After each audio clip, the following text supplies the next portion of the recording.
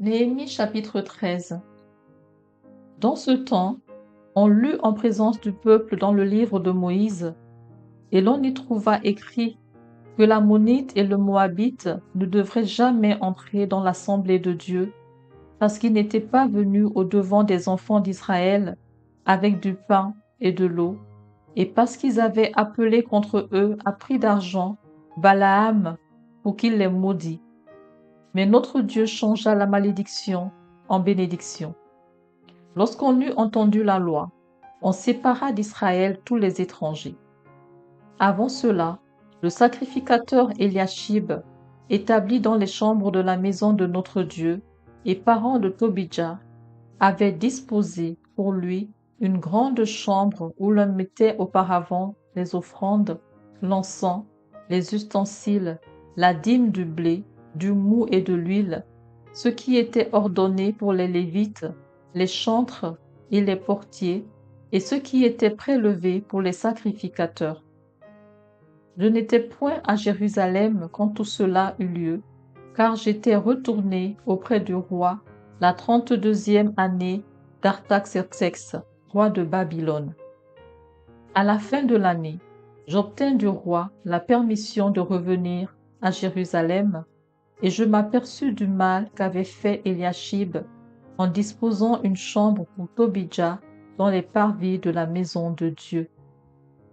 J'en éprouvai un vif déplaisir, et je jetai hors de la chambre tous les objets qui appartenaient à Tobidja. J'ordonnai qu'on purifiât les chambres, et j'y replaçai les ustensiles de la maison de Dieu, les offrandes et l'encens. J'appris aussi que les portions des Lévites n'avaient point été livrées, et que les Lévites et les chantres chargés du service s'étaient enfuis, chacun dans son territoire. Je fis des réprimandes aux magistrats, et je dis, « Pourquoi la maison de Dieu a-t-elle été abandonnée ?» Et je rassemblai les Lévites et les chantres, et je les remis à leur poste. Alors tout Juda apporta dans les magasins la dîme du blé, du mou et de l'huile.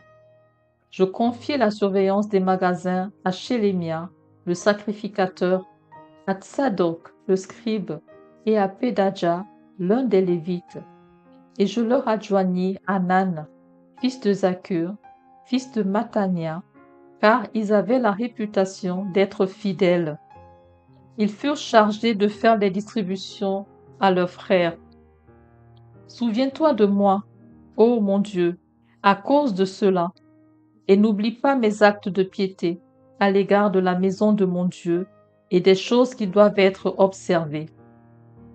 À cette époque, je vis en Juda des hommes foulés au pressoir pendant le sabbat, rentrer des gerbes, chargés sur des ânes même du vin, des raisins et des figues, et toutes sortes de choses, et les amener à Jérusalem le jour du sabbat.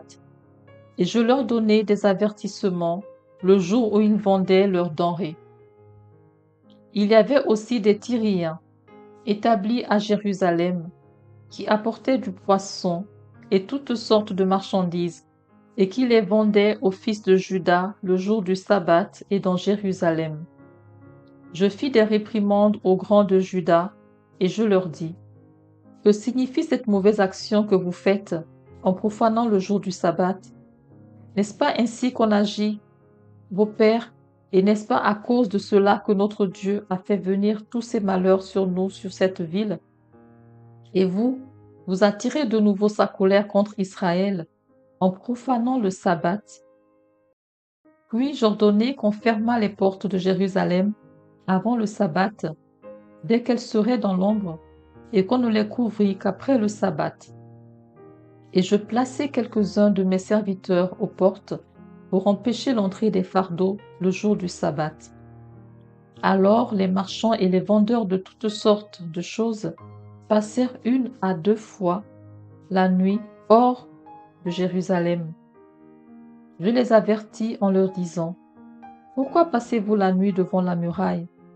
Si vous le faites encore, je mettrai la main sur vous. » Dès ce moment, ils ne vinrent plus devant le sabbat. J'ordonnai aussi aux Lévites de se purifier et de venir garder les portes pour sanctifier le jour du sabbat. Souviens-toi de moi, ô mon Dieu, à cause de cela, et protège-moi selon ta grande miséricorde. À cette même époque, je vis des Juifs qui avaient pris des femmes asdodiennes, ammonites, moabites. La moitié de leurs fils parlaient l'asdonien et ne savaient pas parler le juif. Ils ne connaissaient que la langue de tel ou tel peuple. Je leur fis des réprimandes et je les maudis. J'en frappai quelques-uns, je leur arrachai les cheveux et je les fis jurer au nom de Dieu en disant: vous me donnerez par vos filles à leurs fils, et vous ne prendrez leurs filles ni pour vos fils ni pour vous. N'est-ce pas en cela qu'a péché Salomon, roi d'Israël? Il n'y avait point de roi semblable à lui parmi la multitude des nations. Il était aimé de son Dieu, et Dieu l'avait établi roi sur tout Israël. Néanmoins, les femmes étrangères l'entraînèrent aussi dans le péché. Faut-il donc apprendre à votre sujet que vous commettez un aussi grand crime et que vous péchez contre notre Dieu en prenant des femmes étrangères?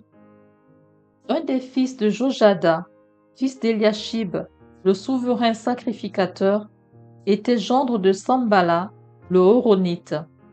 Je le chassai loin de moi. Souviens-toi d'eux, ô mon Dieu, car ils ont souillé le sacerdoce et l'alliance contractée par les sacrificateurs et les Lévites. Je les purifiai de tout étranger, et je remis en vigueur ce que devaient observer les sacrificateurs et les Lévites, chacun dans sa fonction, et ce qui concernait l'offrande du bois aux époques fixées, de même que les prémices. Souviens-toi favorablement de moi, ô mon Dieu.